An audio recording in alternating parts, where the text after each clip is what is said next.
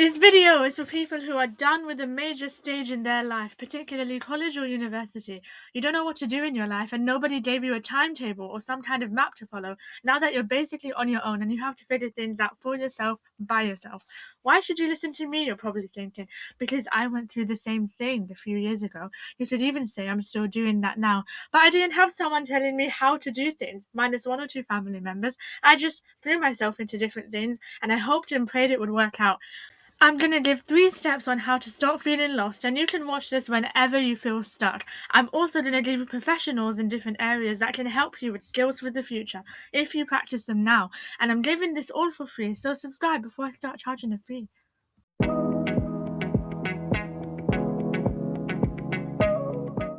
I feel like I'm being so loud, but I need to be because I need to project my voice because I don't have a microphone and I sound like a flipping maniac when I listen back to my recordings. But here's the first step. Oh my god. First step, create a CV. If you don't do this, you're not getting a job. Simple as that. Yes, there are some jobs you can do without a CV if you know people in certain places, but a CV will help you get a job and it gives you a clearer idea on what you already know and what you can learn. If you clicked on this video, it means you're most likely about to finish college or university and you don't know what to do next. If you're lucky enough, go travel the world. You can go live somewhere or volunteer in places. But I know that requires money sometimes, and if the goal is to make money, then a CV is a good place to start. Find work experience and volunteer in places, but more on that later. If you don't know how to create a CV, there's hundreds of templates available out there. And you can use Canva or just search up CV template on Google and it will look professional when you're applying to jobs so that you don't look like an idiot and you don't look like you don't know what you're doing. Ask ChatGPT to help as well. Number 2, get out there. Assuming you found a CV template that works for you, what do you write on there? Well, the obvious thing is work experience, right? But I'll tell you something people don't really think about. Employers look for people who can take the initiative and use their own time to work on transferable skills. Find online courses or enter competitions for free, local, national, anything. You get a foot in the door, a higher chance of getting a job, and a future where you can make your own money instead of asking your mum, can I get 20 quid to order chicken and chips on a bloody Tuesday afternoon? If you have the money, then you can go out and travel. But you will probably most likely need a job or an apprenticeship if you don't have the money, and that starts with volunteering and work experience, and that's what you write on your CV. 3. Innovate. Always make things. It doesn't have to be DIY bloody 5-minute crafts. Oh, cut your shoes in half and now you have a bag. That was so mad back in the day. But it can be digital or mechanical. Take whatever you like doing and learn about it. Make it into a skill that people might need you for.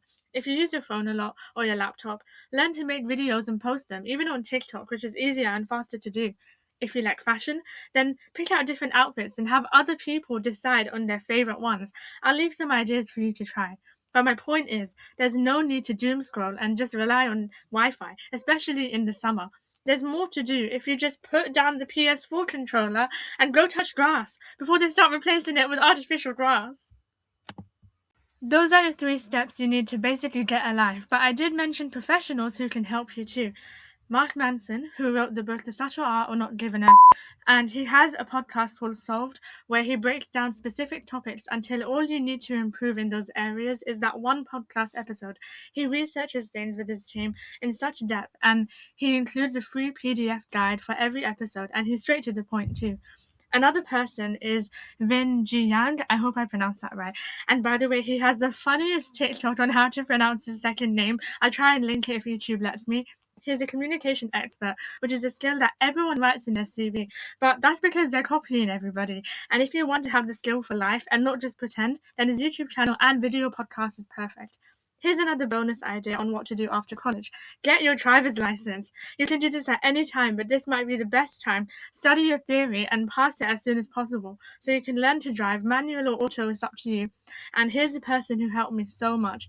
Loads of people said that they learned the theory of driving so fast that it made them ready for a test in less than a month, so I highly recommend it. And I also recommend you send this video to someone who can relate to everything I said. If you made it to the end, comment a pencil emoji so I know whose brain isn't ruined from TikTok, brain rot, whatever it is called. And whether you liked the video or hated it, subscribe anyways because it will get better, don't worry. I hope this video helped at least one person because I took ages recording this and everything was testing my patience today.